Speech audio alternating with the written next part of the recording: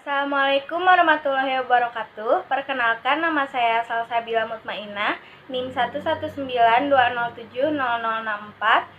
Perwakilan dari kelompok 3 akan menjelaskan tentang usaha atau kerja, proses kuasistatik, dan kerja sistem hidrostatik. Yang pertama adalah usaha. Menurut fisika klasik, usaha atau kerja dapat didefinisikan sebagai hasil kali antara gaya dan jarak. Bila sistem mengalami pergeseran karena bereaksinya gaya, maka dikatakan kerja telah dilakukan. Dalam kondisi tertentu, sistem dapat melakukan usaha terhadap lingkungannya, atau sebaliknya, sistem menerima usaha dari lingkungannya. Usaha yang dilakukan pada sistem digunakan untuk mengubah keadaan setimbang. Sistem yang berada dalam keadaan setimbang akan tetap mempertahankan keadaan setimbangnya, kecuali ada pengaruh dari luar atau sistem harus berinteraksi dengan lingkungannya. Energi yang ditransfer oleh suatu sistem oleh atau ke lingkungannya, baik berupa energi kinetik, energi potensial, maupun energi internal yang dimiliki oleh sistem. Terdapat dua macam usaha, yaitu usaha internal dan eksternal. Usaha internal atau usaha dalam adalah usaha yang dilakukan oleh bagian sistem pada bagian sistem yang lainnya. Sedangkan usaha eksternal terjadi jika kerja dilakukan oleh sistem pada lingkungan atau sebaliknya. Selanjutnya, saya akan menjelaskan tentang proses kuasistatik. Proses kuasistatik adalah interaksi dengan tahapan yang kecil, sehingga sistem terjaga keadaan setimbangnya. Dan setiap tahapan prosesnya tetap dapat dinyatakan oleh persamaan keadaan. Proses kuasistatik merupakan suatu pengidealan yang dapat diterapkan untuk segala sistem termodinamik, termasuk sistem listrik dan magnetik. Jadi, proses kuasistatik adalah proses yang dianggap selalu dalam keadaan setimbang pada tiap titik di dalam lintasannya. Prosesnya berjalan dengan lambat dan merupakan idealisasi dari suatu proses untuk memudahkan analisis. Yang diperlukan hanya state awal atau initial state dan state akhir final state. Yang selanjutnya adalah kerja sistem hidrostatik. Bayangkan jika ada sistem hidrostatik dalam silinder yang dilengkapi dengan piston yang dapat bergerak, sehingga sistem dan lingkungannya dapat berinteraksi melaluinya. Mula-mula, gas ideal menempati ruang dengan volume dan tekanan. Bila piston mempunyai luas penampang, maka gaya dorongan gas pada piston adalah F sama dengan P dikalikan A. Dimisalkan gas diekspansikan atau memuai secara kuasistatik, maka piston naik sejauh dy. Jadi, kerja yang dilakukan gas pada piston adalah dw sama dengan P dikalikan A dy. A dy adalah perubahan volume gas, sehingga dw sama dengan P dv. Lingkungannya juga menimbulkan gaya yang menentang gaya pada piston tersebut, sehingga dw sama dengan P ADY, tetapi ADY sama dengan dv, maka dw sama dengan min P dv. Tanda minus adalah gas yang melakukan usaha luar pada lingkungan, dv-nya memuai, dan gas mengeluarkan usaha. Sedangkan tanda plus adalah gaya yang menerima usaha dari luar, sehingga dv-nya memampat dan gasnya menerima usaha. Dalam proses kuasistatik, berhingga dengan perubahan volume dari VI ke VF, kerja ialah W sama dengan min integral VF ke VI, P dikalikan dV. Integral dilakukan karena pada proses kuasistatik besarnya tekanan sistem berubah pada setiap saat. Besarnya usaha pada lintasan yang sama tetapi berlawanan arah menghasilkan usaha yang berlawanan dengan usaha yang semula. Sekian penjelasan dari saya. Mohon maaf apabila ada kesalahan. Selanjutnya akan dilanjutkan oleh Saudari Silva.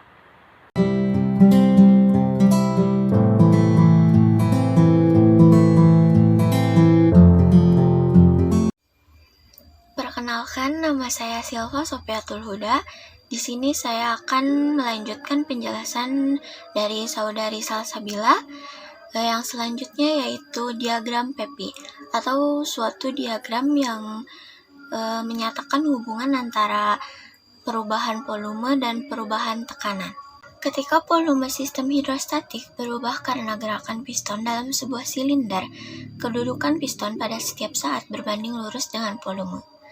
Pena yang geraknya sepanjang sumbu X, suatu diagram, mengikuti gerak piston akan menurut garis yang setiap saat titiknya menggambarkan harga sesaat volume itu. Jika pada saat yang sama, pena ini digerakkan sepanjang sumbu Y, sehingga koordinat Y berbanding lurus dengan tekanan, maka perubahan tekanan dan volume sistem ketika terjadi pemuaian atau pemampatan ditunjukkan pada diagram yang sama, atau biasa disebut dengan petunjuk. Diagram dengan tekanan di arah sepanjang sumbu Y dan volume sepanjang sumbu X disebut dengan diagram Pepi atau diagram petunjuk.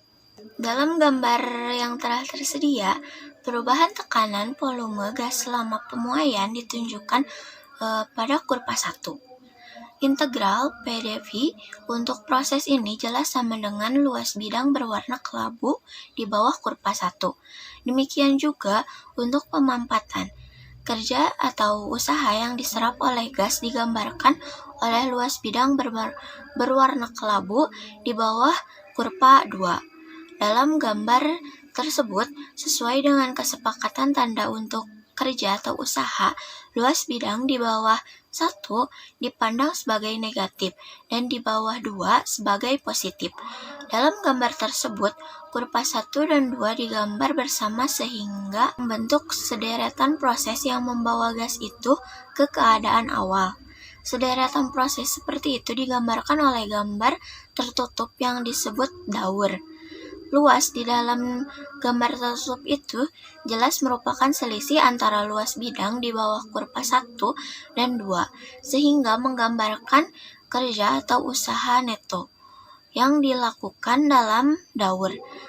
Perhatikan bahwa daur itu dilalui dalam arah sedemikian sehingga kerja netonya negatif, dan kerja neto ini dilakukan oleh sistem tersebut. Jika arahnya dibalik, kerja atau usaha netonya menjadi positif dan kerja dilakukan pada sistem. Selanjutnya yaitu kerja atau usaha bergantung pada lintasan.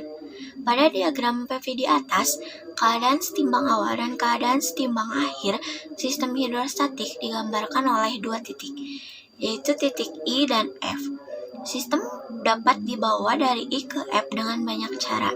Misalnya, tekanan dapat dipertahankan tetap dari I ke A atau disebut dengan proses isobar. Lalu, volume dipertahankan tetap dari A ke F atau disebut proses isovolume atau isohar. Dalam hal ini, kerja atau usaha yang dilakukan sama dengan luas di bawah garis IA yang sama dengan min 2 P0 atau P0. Kemungkinan lain ialah lintasan IBF. Dalam hal ini, kerja sama dengan luas di bawah garis BF atau min V0 atau V0. Garis lurus dari I ke F menggambarkan lintasan lain dengan kerja min 3/2 P0 V0. Jadi dapat kita simpulkan bahwa kerja atau usaha yang dilakukan oleh sistem tidak hanya bergantung pada keadaan awal dan akhir, tetapi juga pada keadaan medianya, misalnya pada lintasannya. Adapun cara lain untuk mengatakan bahwa proses kuasi-statik persamaannya yaitu sebagai berikut. Tidak dapat diintegrasikan kecuali jika P diketahui sebagai fungsi V. Selanjutnya yaitu kerja atau usaha dalam proses kuasi-statik. Gagasan yang telah dikemukakan sebelumnya dapat diperjelas dengan contoh sebagai berikut. Pemuaian atau pemempatan isoterm yang kuasi-statik dari gas ideal dapat dilihat pada persamaan sebagai berikut. Tetapi untuk gas ideal berlaku persamaan keadaan yaitu sebagai berikut. Dengan N dan R tetapan dan P, sehingga kita dapatkan sebagai berikut. Dan karena delta dan juga tetapan, maka dapat dihasilkan persamaan sebagai berikut. Dengan lambang in menyatakan logaritma alamiah atau logaritma Nevier dalam logaritma biasa yang dinyatakan dengan log. Jika harga W yang dihasilkan yaitu positif, berarti menunjukkan bahwa kerja dilakukan pada gas tersebut. Dan yang kedua yaitu harga positif W atau usaha menunjukkan bahwa kerja atau usaha dilakukan pada misalnya tembaga. Hasil ini bersama dengan contoh yang pertama, menunjukkan bahwa bila gas dimanfaatkan biasanya kita bisa mengabaikan kerja atau usaha yang dilakukan pada wadahnya.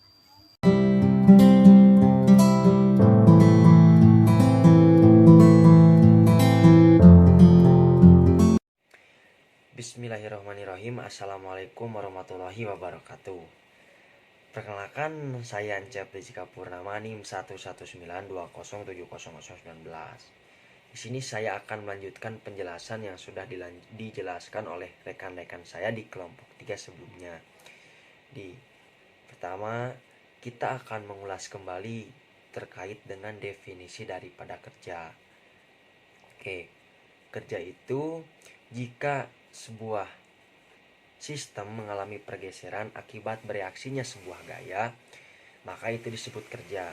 Apabila sebuah sistem bereaksi terhadap sistemnya itu sendiri, maka itu disebut dengan kerja internal. Namun apabila sebuah sistem bereaksi dengan lingkungannya ataupun sebaliknya, maka itu adalah kerja eksternal.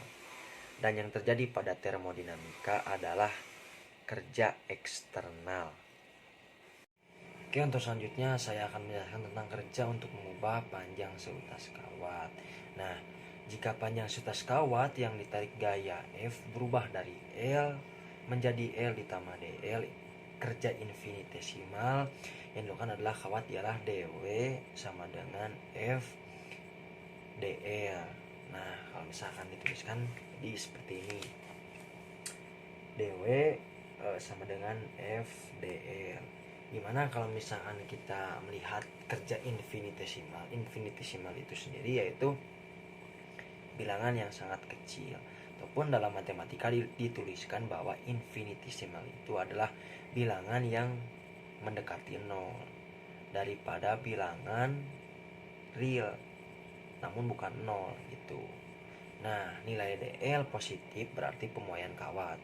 Artinya kerja pasti terjadi pada kawat, yaitu kerjanya positif tentunya ya.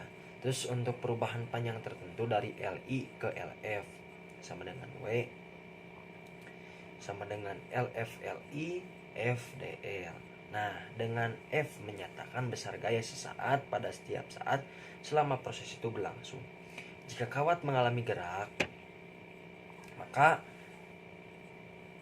ketika gerak itu melibatkan gaya yang tak berlimbang yang besar, integralnya tidak dapat dicari dengan memakai koordinat termodinamik yang mengacu pada kawat secara keseluruhan. Nah, yang selanjutnya adalah kerja untuk mengubah luas bidang selaput permukaan. Tinjaulah selaput permukaan ganda dengan cairan diantaranya yang terbentang pada kerangka kawat yang salah satu sisinya dapat digerakkan seperti terlihat pada gambar di bawah ini. Jika kawat tergerakkan, itu panjangnya L dan tegangan permukaannya adalah Y. Maka gaya yang bereaksi pada kedua selaput itu ialah 2YL. Untuk pergeseran infinitesimal yang tadi telah dijelaskan, dx kerjanya ialah dw sama dengan 2Y L dx, tetapi untuk 2 selaput 2L dx jadi dw sama dengan y, d, dan a. Jadi yang membedakan adalah di antara satu selaput dan 2 selaput, yaitu di antara L2 di satu selaput dan di dw untuk 2 selaput itu tidak pakai 2 gitu. Oke, untuk perubahan berhingga dari AI ke AF, maka secara matematis itu dituliskan bahwa W sama dengan ini proses kuasistatik dapat diperiksakan dengan selalu mempertahankan daya eksternal agar berbeda hanya sedikit dengan daya yang dikeluarkan oleh selaput. Bila Y dinyatakan dalam Newton per meter dan A dalam meter kuadrat, maka W dalam joule. Nah, yang selanjutnya adalah kerja untuk mengubah sel terbalikan. Jika beda potensial eksternal dibuat lebih kecil ataupun infinitesimal daripada konstanta, maka selama selang waktu yang pendek terjadinya perbedaan ini, terdapat pemindahan sejumlah muatan dz melalui rangkaian eksternal dari elektroda positif ke negatif. Jika beda potensialnya diatur sedikit lebih besar daripada konstantanya, muatan listrik dipindahkan dalam arah yang berlawanan. Kerja dilakukan pada sel. Dalam kedua kejadian ini, kerjanya ialah dw sama dengan konstanta dikali d dikali z. Bila muatan sel dilucuti melalui rangkaian eksternal, dz negatif, ini berarti terdapat kuantitas z yang berhubungan dengan keadaan muatan sel yang kurang dengan dz. Ini jumlah sebenarnya dari muatan yang dipindahkan per muatan sel menyangkut pertambahan z atau dz yang positif.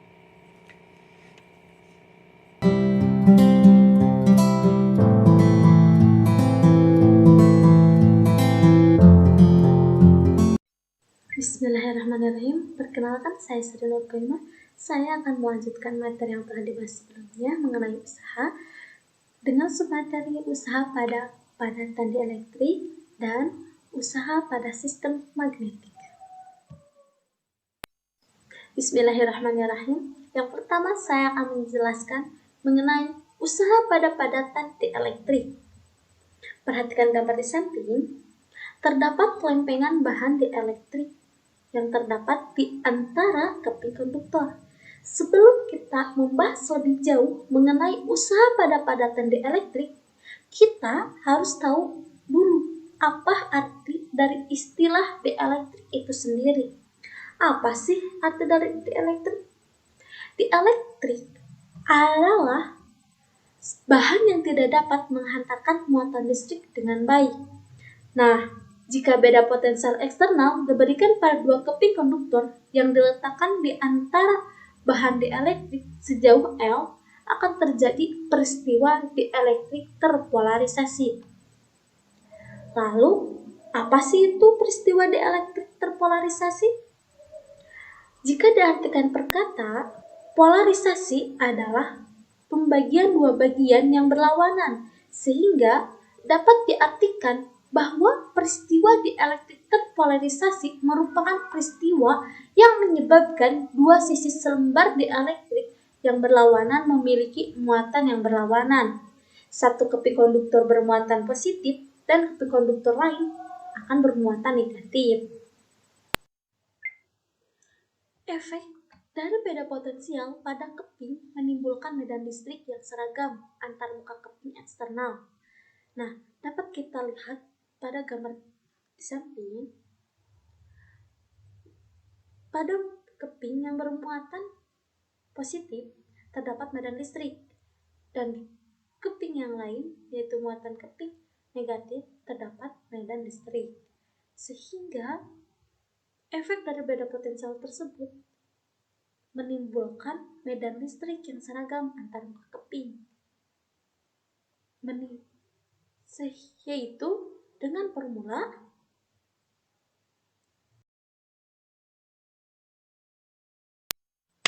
Nah, setelah kita mengetahui apa efek yang ditimbulkan dari beda potensial terhadap kepingan nuklir, kita akan mengetahui usaha yang diperlukan untuk mengubah polarisasi zat elektrik, yaitu sebesar diferensial usaha sama dengan medan listrik dikali diferensial momen listrik.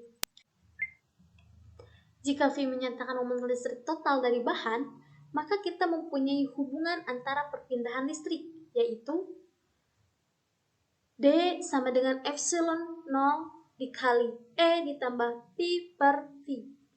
Dengan perpindahan listrik disimbolkan oleh huruf D kapital. Dengan keterangan V menyatakan volume bahan dielektrik.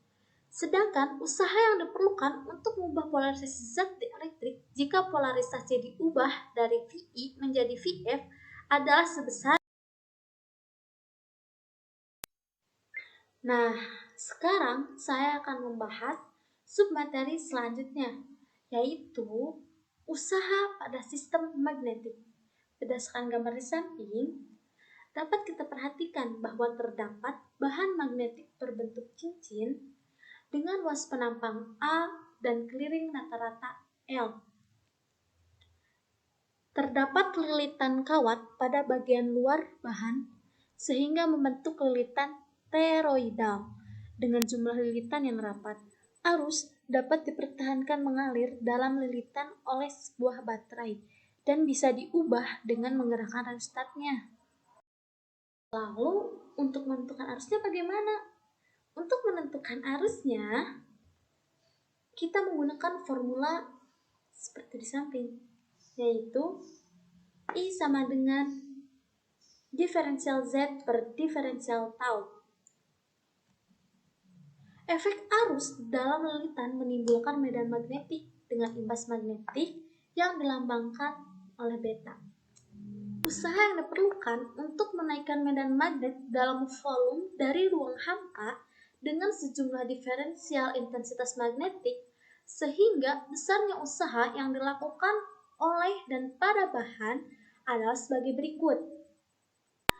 Nah, M menyatakan momen magnetik total dari bahan yang diandaikan isotrop atau magnetisasi total, sehingga kita mendapatkan hubungan antara imbas magnetik dan volume pada magnetik, yaitu sebagai berikut.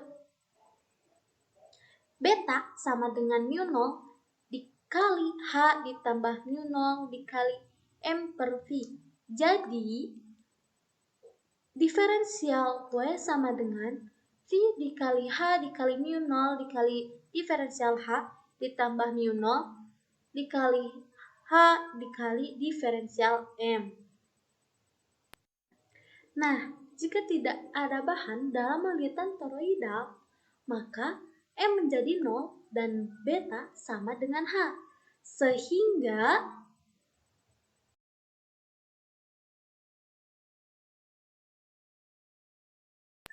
jika H dinyatakan dalam ampere per meter dan M dinyatakan dalam ampere meter kuadrat, maka usaha dinyatakan dalam joule.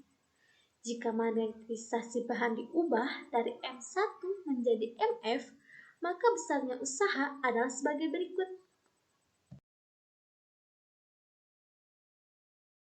Sekian yang dapat saya sampaikan, selanjutnya akan disampaikan oleh teman saya mengenai usaha pada sistem gabungan.